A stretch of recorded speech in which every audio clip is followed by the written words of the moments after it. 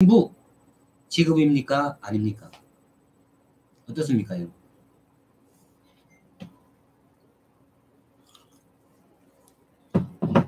목사, 신부, 성녀는 직업입니까? 네. 이 질문에 대답하기에 앞서 우선 직업의 사전적 정의를 살펴볼 필요가 있다. 아이고야, 우리 박다미님 들어오셨네. 감사합니다. 그러니까 직업이라고 생각하시는 거죠, 두 분은. 근데 많은 분들은 직업이라고 생각하지 않습니다. 직업하고 뭔가 다르다고 생각해요. 그래서 세금을 안 낸답니다, 그 사람들이. 아시죠? 직업이라고 생각 안 하니까 세금을 안 내잖아요. 직업이라고 생각하느냐 안 하느냐가 이렇게 중요합니다, 여러분. 직업이라고 생각하면 당연히 세금을 내야죠, 종교세. 근데 종교세를 안 내요.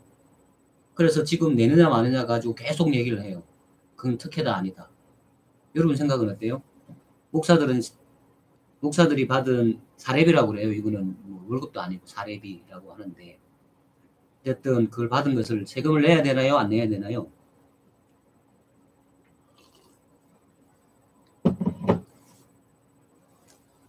세금을 내야 되겠죠. 근데 직업이라고 생각하지 않습니다. 성직이라고 생각하죠. 성직. 거룩한 뭐 어떤 그 직책 뭐 이렇게 생각을 하죠. 네. 신도들의 헌금을 받아서 그것을 월급으로 받는 사람인데 근데도 불구하고 세금을 안 내요. 지금 아직까지는 안 내요. 어쨌거나 직업이라고 생각을 한다면 우리는 세금을 내야죠. 당연히 내야죠. 그렇죠?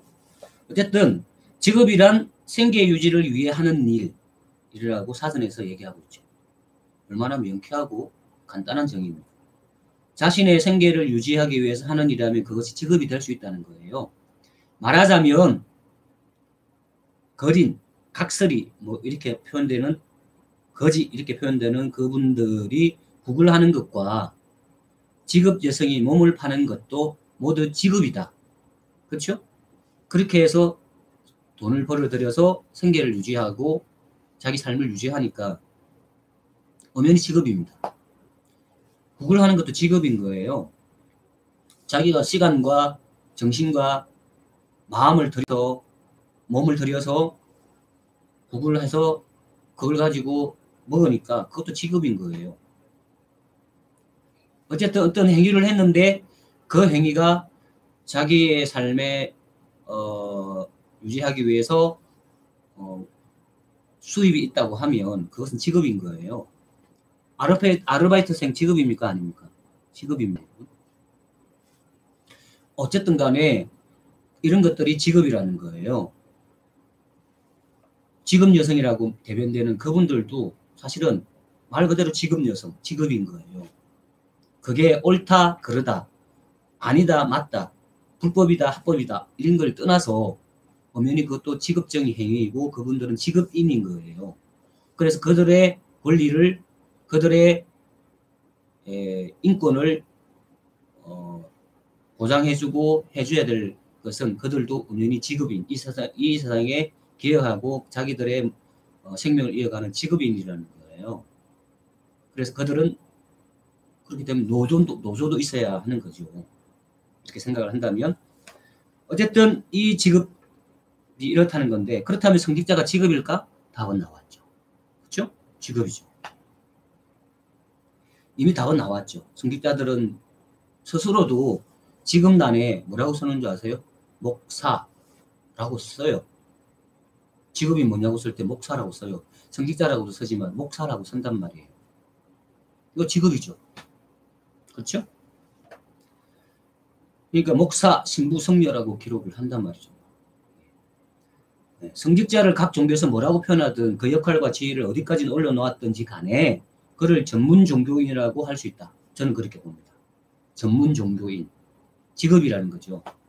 해당 종교에서 요구하는 일정 수준의 교육과 훈련 그리고 경력을 겸비한 사람에게 주는 것으로서 일종의 자격증 취득자 변호 취득자, 영어로 말하면 라이센스 취득자인 거예요.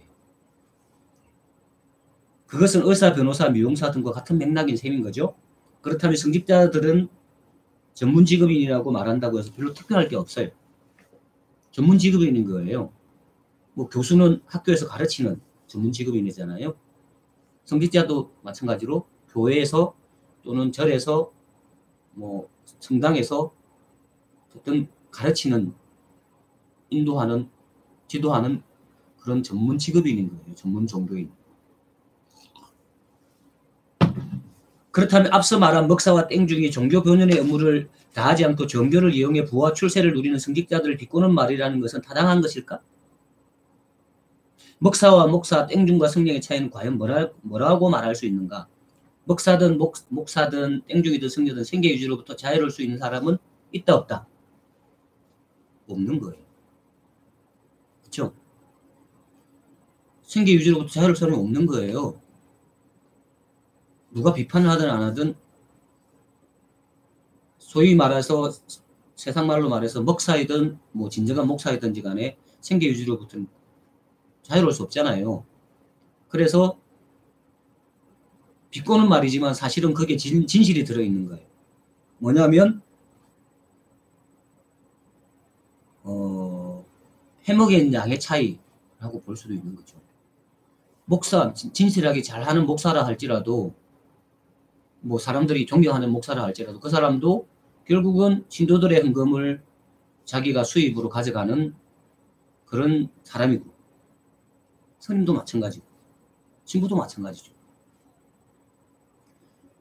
그래서 먹사라는 말이 먹하는 사람이라는 뜻이고 먹는 것에 뭐 이렇게 사는 사람이라고 하면 목사나 똑같은 거예요. 그런 의미에서 말이죠. 자, 그래서 그 둘을 구분하는 기준에 최저생계비가 마지노선일까? 이 둘은 굳이 구분해서 욕하고 비난하는 사람들 또한 이 문제로부터 자유로울 수 있을까? 하고 제가 책에 기록했는데요.